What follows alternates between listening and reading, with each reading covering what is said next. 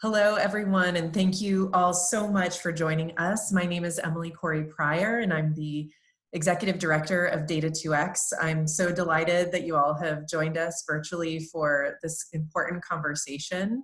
I know that we are all in the middle of challenging times. I hope that you and your loved ones and your colleagues are all doing as well as possible. And I also hope that this conversation, although we will certainly touch on COVID-19, I also hope this conversation provides a bit of a 1 hour or so respite from that topic and engages you in something new, maybe new, or maybe just bolsters your interest and enthusiasm for the topic. I'm really excited that we have the chance to engage with two brilliant colleagues and authors and friends of the recently published book, Data Feminism. And I'll be introducing Catherine and Lauren in just a moment. But I thought first I would give a little bit of background for those of you who don't know Data2X, but also give an overview of how this webinar is going to work. So for those of you who haven't met us before, welcome. So glad you're here.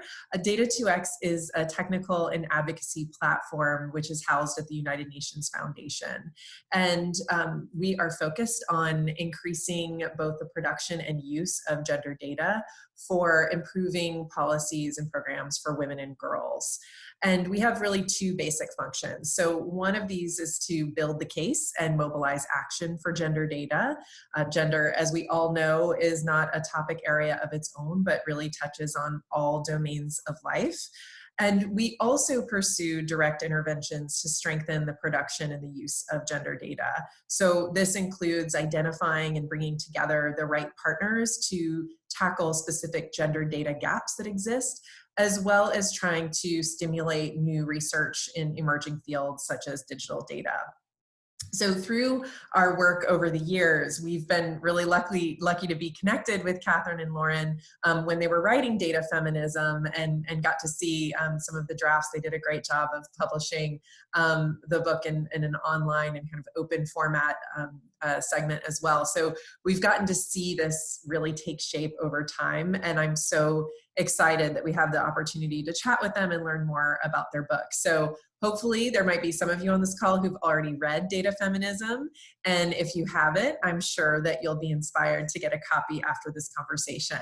We'll talk about more on how to do that later on. But first, here's how this virtual book talk is going to work. I'm going to chat with Catherine and Lauren for about 30 minutes or so about some of the key themes in their book, and then we're going to open it up for questions from the audience. So if you can please just type your questions into the Zoom Q&A box at any point during this conversation when the spirit moves you, go ahead and type those in. It would also be helpful because we had some really wonderful and overwhelming enthusiasm and a lot of people RSVP'd to this event. It would be great if you could take a look and see if someone's already asked the question or close enough to the question that you were going to ask. If you could upvote those questions, and then that will help us get a sense of, kind of how to cluster our responses in limited time. So now, without further ado, I will turn it over to Catherine and Lauren, the authors of Data Feminism, and I'm going to ask them to introduce themselves. Over to you. Thanks so much, Emily. It's such a pleasure to be here, and the following and admiration goes both ways. So we've been actively following Data2X's work, just as a really unique voice in the space for some time as well. So yeah, it's great to be here, and really looking forward to the questions. So my name is Catherine D'Ignazio. I am an assistant professor of urban science and planning. I'm in a Department of Urban Studies and Planning at MIT, which is a somewhat new role for me. I was previously at Emerson College. And my background, sort of loosely speaking, is in software development. I spent 15 years as a freelance software developer, but at the same time was an independent artist and designer. And so for me, the kind of unifying of those two things came through this world of data visualization. And kind of a concern for social justice and civic media in my own art and design projects. So that's quick background. I'll turn it over to Lauren. Hi, everyone. My name is Lauren Klein. I am an associate professor at Emory University, and I hold a joint appointment between the English department and a department called Quantitative Theory and Methods, which is essentially our data science department that allows students to pair data science skills with traditional liberal arts disciplines. Like Catherine, I have a similar background in software development. I worked as a software developer before I went to grad school. My degree is actually in English. And what I do in that field is think about the ways that computational methods, statistical methods, and then sort of digital stuff more generally can be used to answer traditional humanistic questions. So I have some historical work that looks at the 18th century, including the history of data visualization and how that intersects with questions about gender and race. But I'm also really interested in how ways of sort of humanistic thinking can be applied to contemporary issues like issues of data and justice and data justice. And so this project also represents this really sort of coming together of a lot of different things that I like thinking about all in one place. And it's been really fun to both work with Catherine on this project because of both our shared backgrounds, even though we didn't know each other in the beginning, and then also sort of the different ways in which we've, in our own way, tried to find points of connection between all the things that we like to do. Well, well done, both of you, on finding each other, but also finding ways to bring together different parts of your life. And I feel like that really adds, you can feel that in the book, and it really adds to the richness of the book, the interdisciplinary experience that you both have. And this idea of, data doesn't exist just by itself and on its own, right? It has to be applied and utilized within so many different contexts of people's lives. And so I'm really glad, again, that you're here today, and excited to curl up on a virtual couch with you and drink coffee and talk about this book. So there is a lot in this book and so much to talk about. I know it's going to be hard to keep this conversation to 30 minutes, but I'm going to do my best to cover some of the major themes in my questions. And feel free, both of you, exciting ladies that you are, to jump in with ideas of things that you think too will be interesting to our audience. So I feel like first and foremost, it would be helpful to kind of center this conversation and to make sure for those who are new to this space and or haven't read your book yet, how would you define data feminism? So we say that data feminism is a way of thinking about data that's informed by direct experience, by a commitment to action, and by intersectional feminist thought. And so one of the things maybe we should be clear about in terms of our definition of feminism is that it is intersectional feminism, meaning a feminism that comes out of Black feminism in the US, but also developed further by post-colonial thinkers, but that really acknowledges that, first of all, there is an unequal distribution of power in the world. Power is disproportionately held by men, by white people, by abled people, by cisgendered people, and so on. And that's kind of where the commitment to action comes in, because if you're committed to intersectional feminism, you acknowledge that power is not distributed equally, and these forms of bias show up in our data products, just as they kind of show up in all these other areas of our everyday lives. But it's a commitment to change this unequal, unjust status quo. So I think this data feminism implies that kind of commitment to action. And then a kind of centering and evaluating of direct experience, which can sometimes, when we privilege quantitative things or spreadsheets, we can sometimes lose that aspect or that reminder that these relate back to people's lives, their embodied worlds, their situated knowledges. And so, yeah, maybe I'll hand it to Lauren to keep going with that. Yeah, that's a really nice encapsulation. I think the only thing that I'll add to that is just that, this tension between individual and experience and data, and I'm sure this is not going to be the last time we talk about this during this conversation, it's a real tension, right? Things that are happening to individuals in the world, those things are real, right? And we shouldn't require, 200 or 2,000 or 2 million people saying this is a problem because, you know, this is happening to me in order to believe that. And yet, and this is something that I think the sort of the mission of Data 2X is on board with, it can be really helpful to have multiple people's individual experiences aggregated in order to say, this isn't just a one-off, it's not just an anecdotal thing, but this is a systemic structural problem. And when we look at all of these experiences together, we can not only see how it's affecting numbers, but we can also start to see these structural, sort of the ways in which and the reasons why people are experiencing these problems. And that's one of the value, I think one of the things that data and lots of data lets us see and do in the world.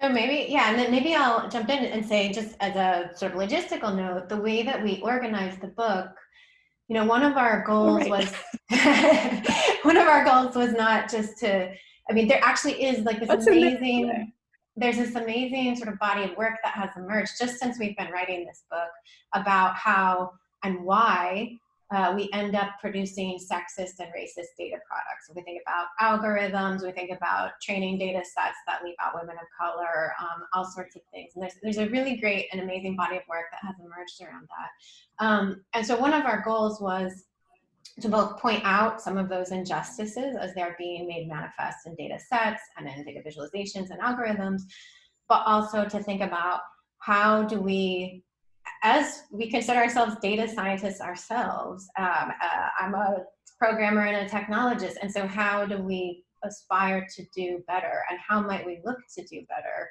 What does that even look like? And so that's kind of one of the things we're sort of solving for here, is thinking about like, what does it look like to bring a feminist approach to data science, a field that has been disproportionately male dominated since forever, many of whose methods arose in the era of scientific racism, militarism, and the history of maps. Like we inherit a lot of really unequal histories that made these tools, and yet there are still possibilities for capturing them in the service of justice. And so the book outlines 7 principles of how we might do this, and then we try to show lots of examples of people that are already sort of enacting those principles. And yeah, so maybe I'll stop there. Or maybe Lauren, do you want to say some of the principles actually? Sure, yeah, I mean, we can talk about that. Yeah, so our principles are, and this is the real test, is whether I can do them in order too. All the words, right, yeah, so, maybe we can all work together. If you need help, we can, you know, we support each other. That's part of what we do in data feminism. That's right. So the principles are: examine power, challenge power, elevate emotion and embodiment, rethink binaries and hierarchies, consider context, embrace pluralism, value labor, respect labor, and is that 7? You got to 7, yeah. I got to 7. Okay. Hooray, hooray. And sort of just to add on, and I know Emily, you should get in here too.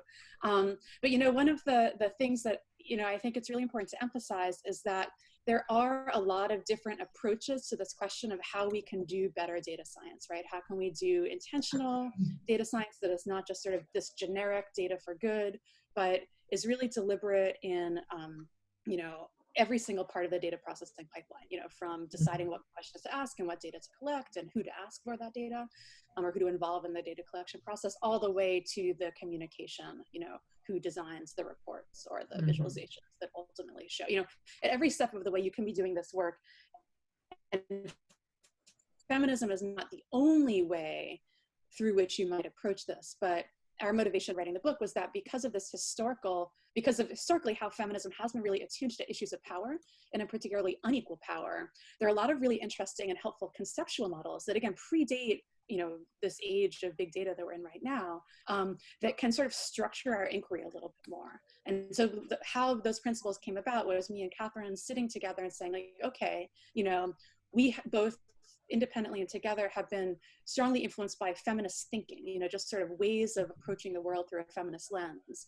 What are some of those ways more specifically that feminist thinking has shown us to look for certain things, whether it be like not just power's out there, it's bad, but like how does power really work and affect people, and how is it atomized, and how can we look for the ways in which it changes people's lives? So we find conceptual models there. Questions about like, you know, how does emotion work? Why does it matter? Why should we consider it a valued form of knowledge and knowing and interacting with the world? You know, all the way through like, why does it matter that we name the people who are doing the work? These are all sort of generalized ideas, but they come from, each of them come from sort of pretty particular strains of feminist thinking that goes back, you know, decades, if not hundreds of years. Mm-hmm. No, absolutely. Well, there's so much to unpack in everything that you just said, and I think you're also seeing into the future of some of the questions that I want to ask you. But you know, just want to go back on one point too that Catherine raised, I think a few minutes earlier around. And this tension, and I don't even want to say tension, but just the conversation around, you know, being careful to not only value quantitative forms of data, you know, but also valuing, you know, kind of mixed methods approaches and the qualitative data that is so important to inform and add context to the quantitative data. And, you know, I think, and you raised the point of, you know, anecdotes, and I feel like, you know, my history is not as a software developer and technologist per se, but, you know, I come more out of the development space and gender equality and women's empowerment. And I feel like, you know, from my vantage point of having had the privilege of building Data 2X, you know, I feel like for so long, so much of the, you know, thinking historically of the women's movement, you know, has been relying, you know, kind of having to rely on the anecdotal experience to get attention from policymakers and influencers to make that point, right? And not being able to rely on quantitative data because it wasn't prioritized and it wasn't a part of the conversation. And so it was, you know, kind of almost, you know, promoting this idea of the anecdotes and the one example from this country or that country, right, was the only thing that could get your point across. And I think there's also, you know, there was a power play within that, right, that was going on. And so how do we ensure that, and this is the kind of next segment we want to go into, is talking about the relationship between data and power, which is one of the core principles of your book, and something that we obviously think a lot about too. And that, you know, the data that we have and the data that we don't have is inherently really a conversation about power. And so would love to hear, you know, more from both of you around, you know, I think you've already talked a bit about how power and data are related, and that's probably implicit to the audience, but if you could kind of center your responses around how we can all be thinking about the interrelationship of power and data in our work. Sure. I mean, I think, you know, it's both the concept of power and the word and its relationship to data are all super interesting, right? Because data, and, you know, we all know this is like why you do what you do, why we do what we do, and probably why everyone listening is doing what they're doing. We all recognize that data can be powerful, right? It's a really effective way to make the case for structural change. And for that reason, you know, it's a valuable tool to have in our toolkit. But data can also be wielded by the powerful. And this is when we start to get these imbalances entering into the data that we have, like, you know, who decides what data to collect, right? And, you know, the reason why for a long time minoritized groups had to resort to anecdotes was because their voices were being, and their experiences were being drowned out by this dominant perspective. Sort of like, I sort of feel like we should anchor this in some stuff, because I feel like we've been doing a lot of, you know, sort of head in the clouds kind of talking. So there's a project that we talk about really early on in the book, which we love. It's by the artist Mimi Onuoha. It's called Missing Datasets. And what Mimi does is it exists in sort of two forms. One is an actual art installation. It's a file cabinet, and you go into the gallery and you're allowed to tab through this file cabinet, and you see these manila envelopes, and each one has a little label, and it's a label of a data set that you think, you know, you see it, and it's something like, you know, number of trans people who are killed because of their gender, or you know, another one that I think is a sort of interesting thing to think about. It's people denied access to public housing because of criminal records.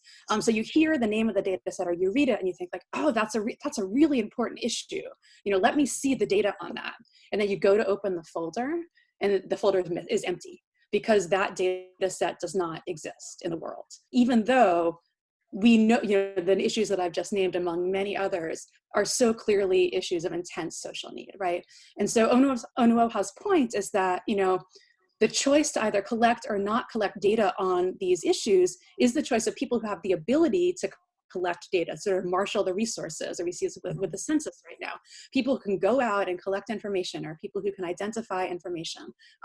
If the people in power with those tools don't think it's an important issue, the data won't be collected, and therefore it can't be used in order to advocate for change. Now, one of the really interesting things about the project is that in not all cases is collecting data about an issue the best answer or the only answer. And the other part of Mimi's project, which is actually a GitHub repository, which if someone wants to put in the chat box, can probably look up and find pretty quickly, explains her rationale, sort of the idea of the missing data set. Sometimes the data should be missing or really need to be collected with intention or with care, so that vulnerable people are not sort of overly exposed or subjected to more violence. So it's a really complicated issue, but hopefully thinking about some sort of like tangible examples of both why you would need data or why you would want data, but then at the same time, how sometimes in the process of collecting that data or using it, you inadvertently or without sort of really intentional thought, it perpetuates some of the harms, the exact harms that you were hoping to address with that process. Well, and actually, if I can pick up on that point, because this is something I really wanted to cover with both of you, and Catherine, not to cut you off if you were hoping to comment on this power piece specifically, but I did really want to talk about, this concept of the paradox of exposure, which is something that I think you were getting at, Lauren, and something that's certainly raised in the book. And, on the one hand, with data collection and increasing and improving data collection, we're advocating for increased representation of everyone, right? Of all different kinds of groups. So, we're talking about all spectrum of gender identity. We're thinking about, how do we ensure in this kind of definition of intersectional feminism and data feminism, as you're talking about, that we're making sure that groups that are not represented in data are represented in data, because we want to correct the bias and the oversight that has always existed within these systems. And yet there are also ways in which increasing that counting and visibility can also potentially lead to greater danger for these groups. So, how do we deal with this? And what are the practical ways that we can be increasing data representation while also prioritizing safety and responsibility? Yeah, that is the question, I think, because we see so many examples. I mean, in the book, we point out, in terms of like the way that data is organized, we point out this concept of the 3 S's. So there's kind of like 3 main types of organizations that have the resources to amass large stores of data. And we call the purposes are science, surveillance, and selling, which largely correlate to kind of elite universities in science, corporations, selling, and then surveillance, government. And so the purposes that kind of fall outside of those things may often get missed. And so we don't say negative, we don't mean negative things about those things. Like, I'm not saying all science is bad or something like that. It's more about observing sort of how are data collection resources organized and incentivized to produce a certain set of outcomes. And that's kind of how we arrive at the place where, we lack, for example, until very recently, because of journalism that's kind of made this more of a public issue, we've lacked comprehensive federal level data on maternal mortality, for example. It's just like data that you wouldn't even imagine that somebody's not collecting, right? Like, that's just like these basic things about who is living and dying in childbirth, and we don't have a comprehensive sort of data set about that. And what this sort of ties back to is sort of how we define power in the book as well, or we define it fairly explicitly in terms of Patricia Hill Collins' matrix of domination, kind of, again, like a kind of Black feminist concept for this is how, and when we say power, we really mean structural oppression. Sort of this is how these structural dimensions of oppression work. And she has sort of 4 domains that we go through. But so I won't necessarily go into those each individually, but I think what's important is, especially about taking a feminist approach, is being able to step back and view one's work in the context of a whole ecosystem of sort of data producers, data collectors, data users, data implementers through policy, and really basically do like a feminist power analysis of the environment, and be able to assess like, when do we collect, and how do we collect, and with which categories do we collect, and what is the harm that might be incurred by retaining this data past, let's say, a certain government's administration, and then a new government comes in and wields the data in a completely different way, right? And so that's where I would draw, like the answer to your question is like, we can't answer the question, but I think that what answers the question is one of our principles is consider context. And so that's why it's sort of always important to like ground the data. The data is abstract, but you like always kind of ground it back in its particular situations and actors.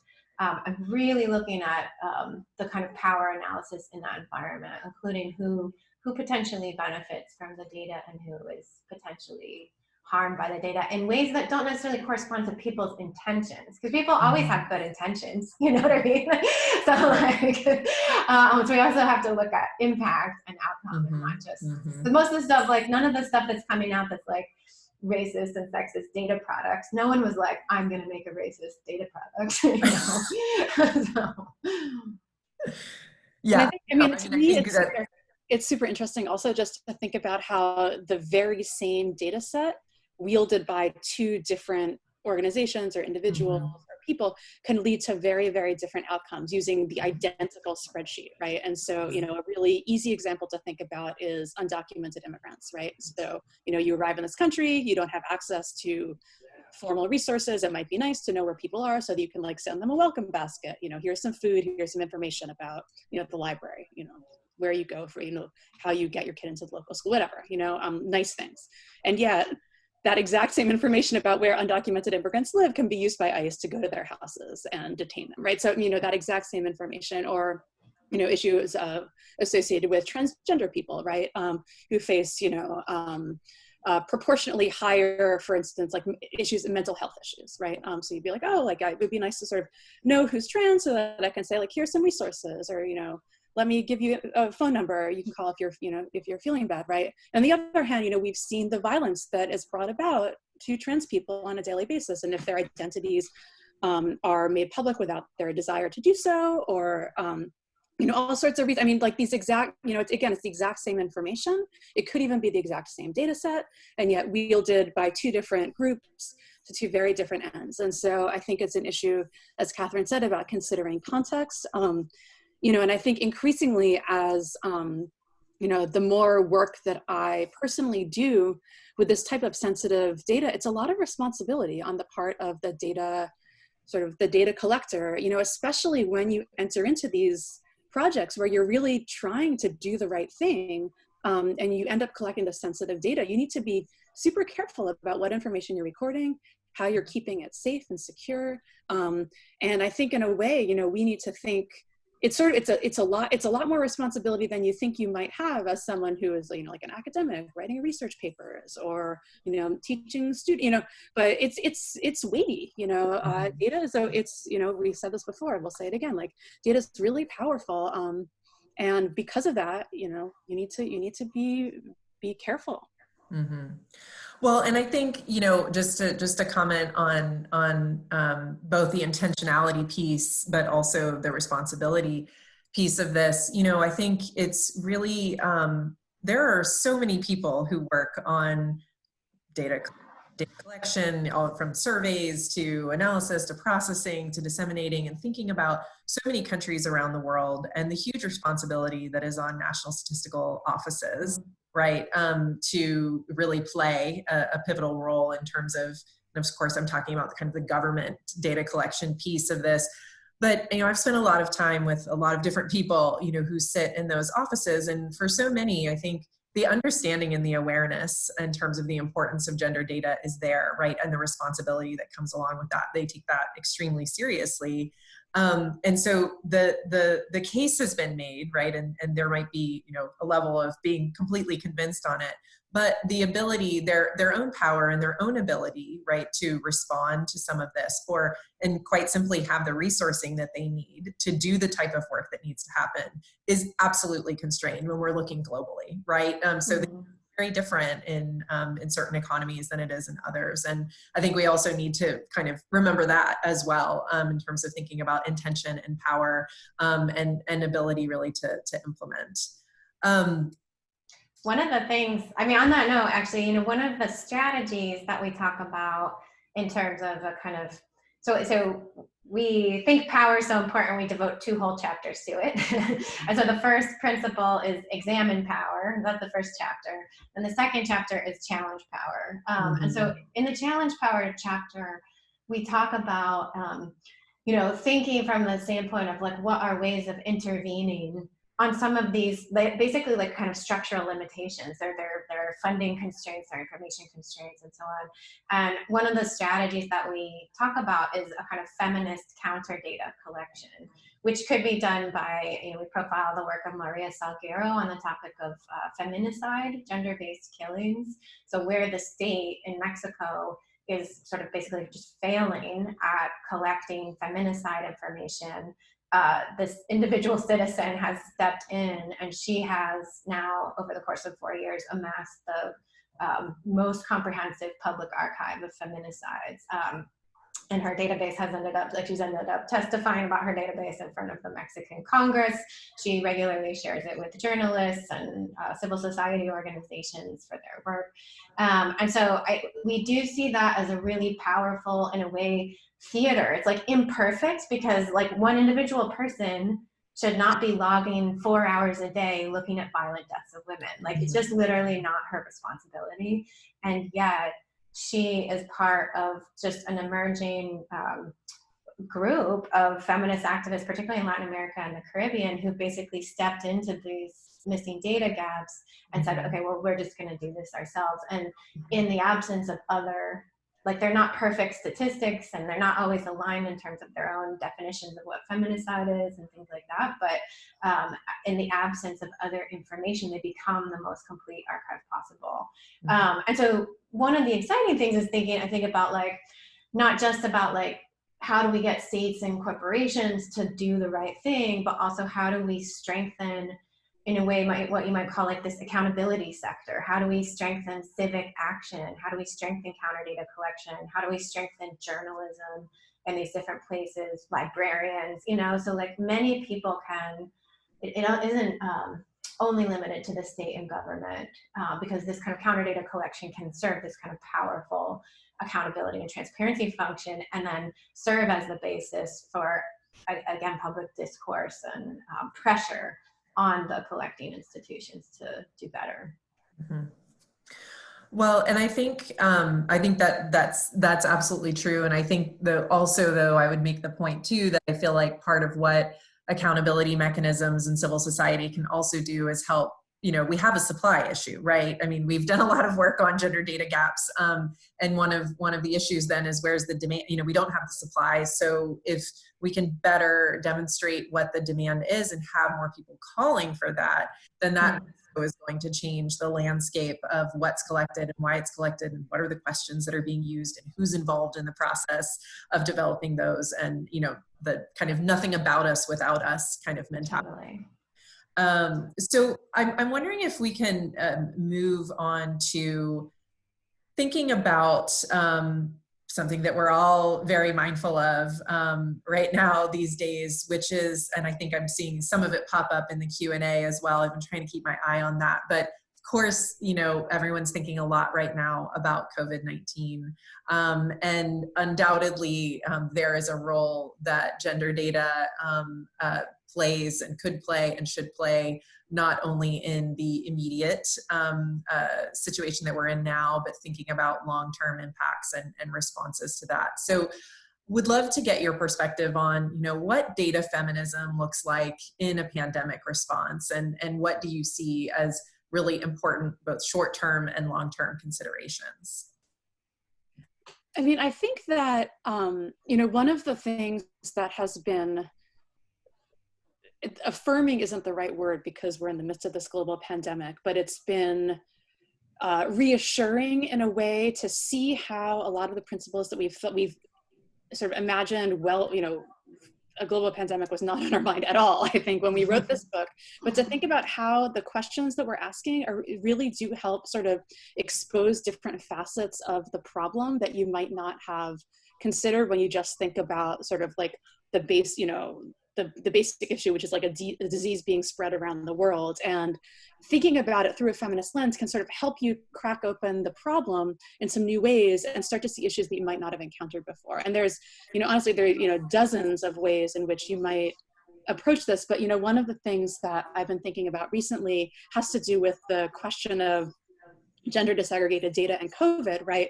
Where the emphasis, there does seem to be some sort of correlation that like men tend to have worse outcomes than women when they get COVID, right? More men die than women, not a lot, but a little, you know, enough to be statistically significant. And now people are starting to pay attention to that. And interestingly, now people are calling for gender disaggregated data because it's the men who are dying more.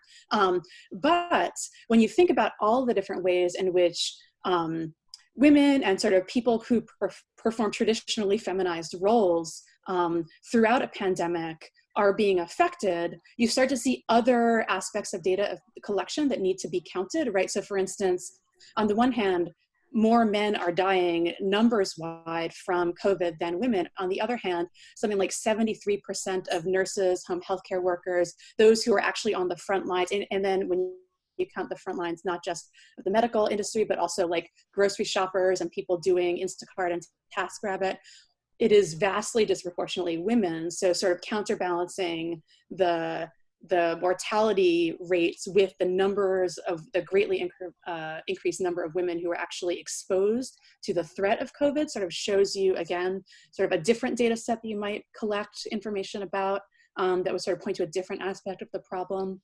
Caregiving too, when people are at home, traditionally and statistically, women and people in sort of traditionally feminized roles tend to perform more of that caregiving. And when paid outside of the home childcare goes away, what happens to those women who used to have jobs, who now become sort of the primary caregiver? There's all sorts of issues like this that I think, again, thinking about questions of power and labor and different ways to approach a big question. These are some things that I think that this feminist approach can help bring to light. Catherine, I don't know if you want to talk about some other stuff. Yeah, all of that. And yeah, and then I might just add, like, one of the things that's been really just so disheartening here in the US is all of the numbers coming out about race and ethnicity and COVID deaths. And so it's just hugely, well, first of all, again, we have like a missing data problem. So the group Data for Black Lives is doing a crowdsourcing effort right now to really try to get really comprehensive data about race and ethnicity and COVID and at all of the different state levels.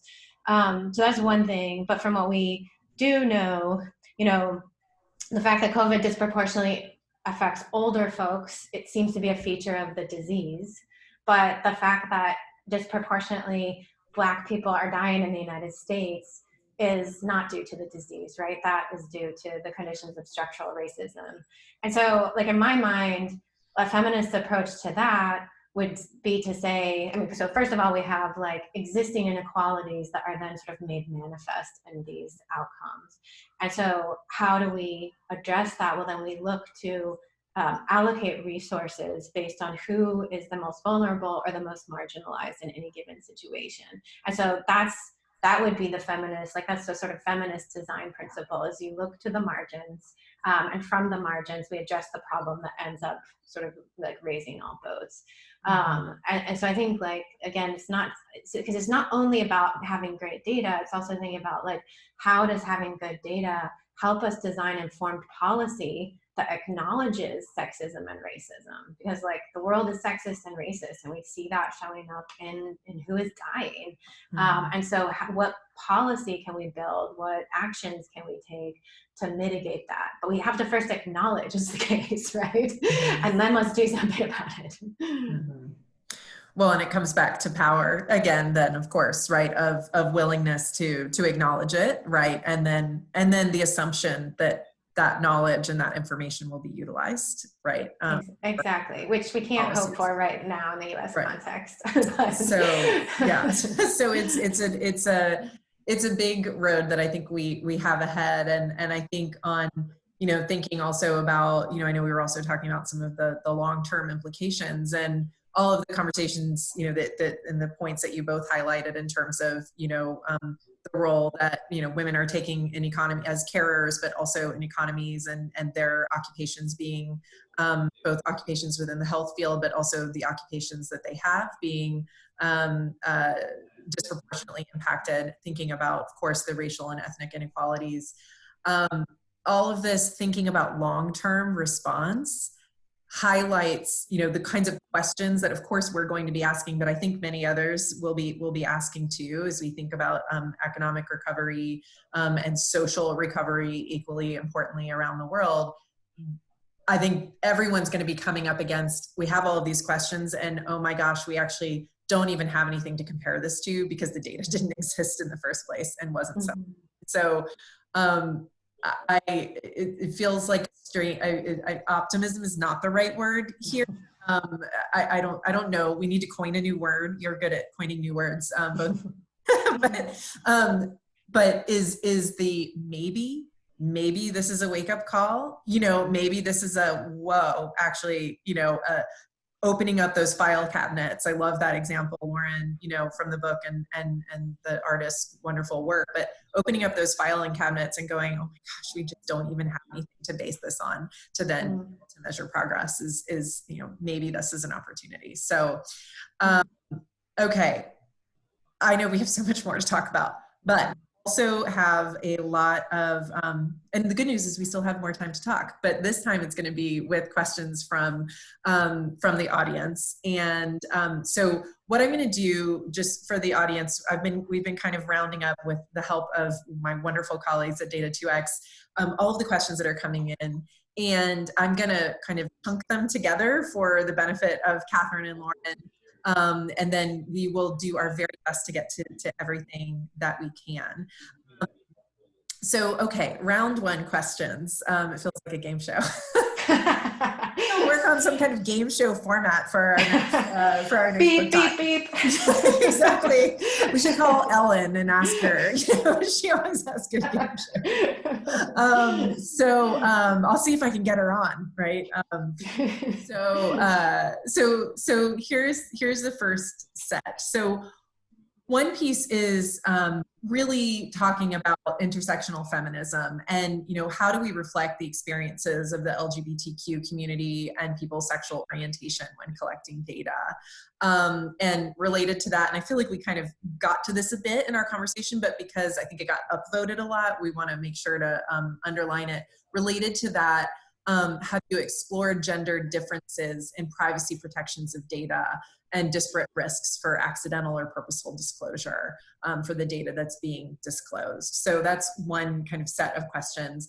Another one that came up that we tipped our hat to, but there's a lot to talk about, is what kind of work needs to be done to avoid or mitigate gender bias in AI? And is it possible to maintain relative objectivity as a researcher? Third is, how do you think we can incentivize governments, donors, organizations to implement data feminism principles in their own statistics and data publication? And then fourth, and that'll close out this round, is can you say something about the economics of data feminism and how we could build the case that it's a value for investment in building better data infrastructure? So those are the four. There's two of you. So, think about which ones you want to take on, and then we'll move to our next round. Happy to repeat anything too if needed. That's so many. Lauren, do you want to go first? I know. What we've learned about our audience is that they have rich questions. All of those are. Well, hey, actually, so I have the book right here, and so I actually there's a lot to say. One of the things about the question of sexual orientation and privacy and sort of how to collect, when to collect. I will say, while we touch on issues of sexual orientation and sexuality in our book, it isn't a main focus of the book, but there is an increasing body of scholars and researchers and public health officials who are doing really great work about sort of best practices and considerations about how and when to collect information about sexuality and sexual orientation. And the short version is pretty much like, is it essential to have? You know, and if not, don't collect it because you don't need it. And then the second thing is, you know, thinking of here, I actually found the book right here. Oh, wait, actually, I don't have this over here. Wait, I'm gonna keep on looking. Is this the survey example from the UK? Is that yeah, but then it was the survey example, but that actually is about gender, although the question was less about, this question was less about gender and more about sexual orientation, but I will show it only because I have the book. Oh no, my screen won't let me show it. But it's essentially a two-part, like sort of a tiered method of survey design, where first you ask someone how they identify their gender, and then you ask, is this the same gender that you were assigned at birth? And again, only for for reasons, public health reasons, would you even pursue these questions, because that's where it matters, right? And there's always an option to not respond. And you know, you can look around, and I do feel like there is an increasing conversation about best practices and growing consensus about sort of this tiered system, and then also always giving an option either that like my category is not there, or I prefer not to say. So that's sort of the short answer to that. You know, I don't know, Catherine, if you have anything to add to that. Yeah, just I think it goes back to our conversation about that paradox of exposure, right? Like sometimes I think folks would say, okay, I'm collecting gender data, and the best practice is always to collect whether like, you know, man, woman, non-binary, or other sort of options. And that's not necessarily always the case. And so again, that's one of the places, I think what Lauren's showing is in chapter 4, when we're talking about categories. And, you know, it's not always the case that you would want to collect, right? In particular, because, you know, I had a point pointed out, a really astute point by the researcher Oliver Hampson in a workshop where he does a lot of work with trans communities. He was saying, you know, even if we're talking about huge data sets, people who are identified in that data set as either trans or non-binary are still going to be exposed, right? Because they're going to represent a very small proportional group of that data set. And so they would be sort of visible and whatever at a personal level, much more than me as a woman in a sea of like 2 million women in a data set might be. And so we do have to, I mean, I think the question is great. Like there are these gender differences for disparate risks, basically, that we're talking about. Because when one's gender or one's sexuality is identified outside of the binaries or separately, you know, homosexual versus heterosexual, those categories and those groups of people are so heavily stigmatized and discriminated against that it really runs the risk of potential harm. And again, it's where context comes in so that you can make the ethical decisions about those trade-offs. Because then on the other hand, and the reason why the survey was done in the first place that we feature was that like often trans and non-binary folks are really underserved by public healthcare systems. And so like this was a project that was explicitly about understanding their needs in the public healthcare system, centering those needs so that the government could design better services.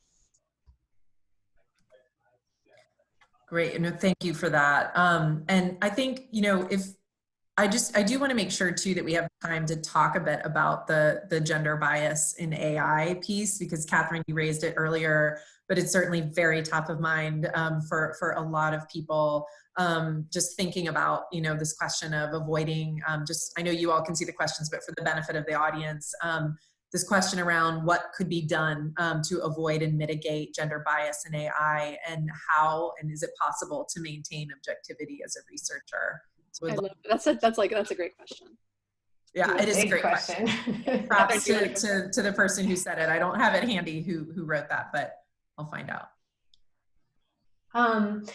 Yeah, I mean, I think one thing to start in terms of gender bias in AI, you know, again, it's sort of like making AI, like I consider AI to be an output of a kind of data processing pipeline, right? So you've made some system that classifies or predicts or something like that. And so there's all of these stages of the process that come before that, right? There's like data collection, there's modeling, there's like building a model with a training data set, there's cleaning that comes prior to that. So, you know, if you just kind of map out, like if you just had a little visual diagram of like, here's all the steps that happen in the process of making an AI project, each of those, like you can do like kind of a power analysis of each of those things. How does sort of unequal differentials of power enter into the equation at that particular stage? And it just does, because it will. I mean, even in the most basic things of like, who provided the funding for the project, who's leading the project, who's doing the work. Often, like, especially in technical fields like data science and AI, these are like all men, and they're not necessarily the folks who are directly impacted. Even if there's like some social problem that you want to solve for, it's not the folks who are most directly impacted. And so you just have to sort of remember that all of those things are in play. And then we have a chart, and I think it's in chapter 2, if I'm not mistaken, but where one of the things that we advocate for, and then again, this is like, it's like beforehand. There's so much of what we're saying happens like before the process even starts, where we sort of remap some of the concepts that are being discussed right now in AI. Oh, good. Lauren can show it. I can't really see it. It just made Lauren disappear. There's a downside to the backgrounds. The cool backgrounds somehow mess with your, yeah. Sorry, go ahead. But we kind of map onto, like, you know, when we're talking about, so many people are talking about data ethics in relationship to AI, and we think ethics are important, so don't get us wrong. But we would actually say, instead of ethics, we would focus on, oh my gosh, what's our counterpart to ethics, Lauren? Justice. What is it? Justice, yes. I'm in the moment. And so we sort of say, like, at each point, and so like the technical community right now is very much talking about like fairness, accountability, and transparency. Also great things to think about, but instead of fairness, we would actually say equity, because what fairness often doesn't include is some sense of history and historical injustice. Whereas what equity does is actually says, we acknowledge that women and men as groups don't arrive at our present moment with equal opportunities and sort of equal histories. Same with sort of race-based differentials and so on. And so how do we mitigate for those unequal histories, rather than just like pretending like they don't exist, which is often what happens. Is we're trying to, like, we try to cram a bunch of like race blind and gender blind work into AI, and then somehow we're surprised when it turns out racist and sexist, you know. And so one of the things we advocate for is kind of reframing these concepts in a way that really allows us to see those biases when they show up. And then to mitigate for them in that process. And I do think there's ways to mitigate for them, but the first step is, like, we have to be able to recognize them. To sort of anchor this in an example, which I love talking about, because as soon as you say it, you're like, oh, of course this happens. And this was in the news maybe a year ago back, and which feels like a century ago. But so Amazon, corporate monolith that it is, was at that point besieged by applications for jobs, and they essentially couldn't do like the first cut fast enough. And so they decided to create a machine learning model that would just do like a first cut filter, like who's not even worth, whose resume isn't even worth looking at. Who is worth the time to sort of enter into the HR system and process through the sort of employment path. And they were like, okay, well, how do we train it? Well, you know what, why don't we just look at the workers who work here already, right? Like, they're still working here, they're great, they're doing the job already. Let's take their resumes and we'll use that as the training data. So they took all the Amazon workers' training data, they fed it into their model, and then it produced these scores as to like who seemed like a good employee to interview and who seemed like someone who was probably not even worth entering into the system. And no sooner did they do that, but they found that it was discriminating against women and people of color, because Amazon is like 80-something% white and male. And someone sued them, and as part of the lawsuit, they did a regression in order to say, like, what are the features on this hiring algorithm that either correlate with getting a high score, meaning good, employee, definitely interview them, and this person is not even worth considering. And so it wasn't the internal Amazon algorithm, it was the second one, but it was used in the evidence of the person who brought the case against Amazon, and it showed that just attending a women's college meant that you were kicked out of the system. So if you had a women's college on your CV, that's because not very many women work at Amazon, and therefore not very many people went to women's colleges, right? And I think having a first name was it Jared? Catherine, do you Jared. remember? Jared, having Jared. your first name be Jared, and also having played high school lacrosse, were some of the features that bumped you up like super high in the rankings, again, because that signals like an elite New England prep school type education, right? And again, you know, as soon as it happened, you're like, oh God, and you sort of laugh, but that's exactly how things happen, right? You know, no one was thinking, it made sense. Like, we like our workers, they're good at their jobs, let's look at their resumes. But this is the idea, right? That you know, these algorithms, they don't really predict anything. The only thing they do is replicate and most of the time amplify historical biases and oppressions, right? So then sort of with that knowledge in mind, and this can either come from sort of knowledge of how power and oppression work in the world, and as you design the system, say like, hey, maybe we might want different criteria for our model, or maybe not use like some sort of like neural network type of approach where we're not selecting the features. Why don't we be, you know, more deliberate about what we're actually looking for? Or, you know, listening to people in the room. And if you look around the room and everyone in the room looks just like you might not have anyone who has the idea to say like, hey, I wonder if maybe that's not the best idea in the world. But sort of being aware of these things as you sort of complete your design process.